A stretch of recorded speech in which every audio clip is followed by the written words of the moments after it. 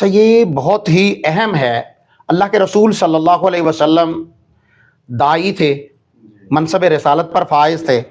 آپ نے تجارت کی ہے، تجارت کے اصول، اسباب، وہ سارا کچھ آپ نے بیان فرمائے ہیں، آپ نے بھی پڑھے ہیں الحمدللہ، ہم بھی بتاتے ہیں.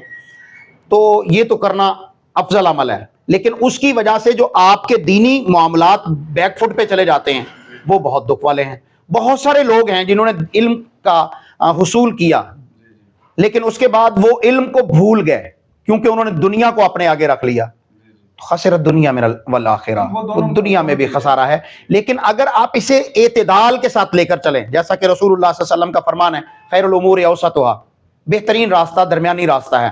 آپ دین کو بھی لے کے چلیں، دنیا کو بھی لے کے چلیں، تو پھر یقیناً یہ سعادت والا کام ہے. جی پھر بھی وہ بندہ اس طرح تو کام نہیں کر سکتا نا، جس طرح ایک بندہ ہے جو صبح سے لے کے شام تک اور رات کو سویا ہے تو تب بھی وہ تلاوت کر رہا ہے نا. سوئے ہوئے بھی اس طرح کے واقعات جس طرح شیخ عبدالسلام گھوٹوی حفظہ اللہ کے بارے میں آتا ہے، وہ لیٹے ہوئے تھے تو تب بھی. تو پھر یہ چیزیں تو نہیں ہوتی نا، سوچ تو ڈیوائڈ ہو جاتی ہے. تو پھر اس کے ساتھ وہ جو علمی لیول ہے، وہ گراف ہے، اس میں تو لوگ ہونا ہی ہونا ہے. اب میں شیخ عطاء الرحمان جیسے، سیٹھ عطاء الرحمان جیسے لوگ کہاں سے لاؤں کہ جو دہلی کے اندر اللہ کا ایک بندہ تھا جو علماء کی جامعہ رحمانیہ، وہاں پر دہلی میں ایک مدرسہ تھا ہمارا، وہاں کے اساتذہ کے تمام اخراجات جو ہیں وہ سیٹھ عطاء الرحمان اپنی جیب سے ادا کرتا تھا. لیکن اللہ تعالیٰ نے آج اس کو اس دنیا سے رخصت ہونے کے بعد بھی کتابوں کے اندر، علماء کے دلوں کے اندر اس کی محبت کو رکھا ہوا ہے.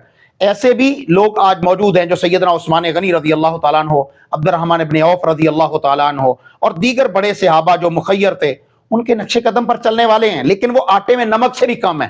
باقی لوگوں کو آگے بڑھنا ہوگا، باقی لوگوں کو جو ہے وہ علماء کا دست و بازو بننا ہوگا تاکہ وہ علماء کرام کو، بالخصوص جو صحیح العقیدہ ہیں اور ان کا علم میں رسوخ ہے، ان کے ساتھ کھڑے ہو جائیں، انہیں دنیا کے معاملات سے جو ہے وہ مستغنی کر دیں تاکہ وہ دین کے معاملات میں بہت سے بہتر سے بہترین آگے نکلیں. اور یہ دین جو ہے وہ تبھی غالب ہوگا کیونکہ بیت المال کا نظام نہیں ہے.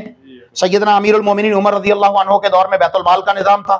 وہاں پر ائمہ مساجد اور جو خطبہ تھی، ان کی تنخواہیں، ان کے وظائف جو ہیں وہ بیت المال سے جاتے تھے. علماء کے ذمہ جو ہے وہ دنیا کی معاش کی جو پریشانیاں تھیں وہ نہیں تھیں، لہذا وہ دین کے کام اس لیے کرتے تھے. اور اسی لیے جب تک خلافت کا نظام رہا ہے یا اسلام غالب رہا ہے تو پھر ابن تیمیہ جیسے پیدا ہوئے ہیں، ابن قیم جیسے پیدا ہوئے ہیں، ابن کثیر جیسے، ذہبی جیسے لوگ جو ہیں وہ پیدا ہوئے ہیں اور جنہوں نے پھر بیٹھ کر کام کیے.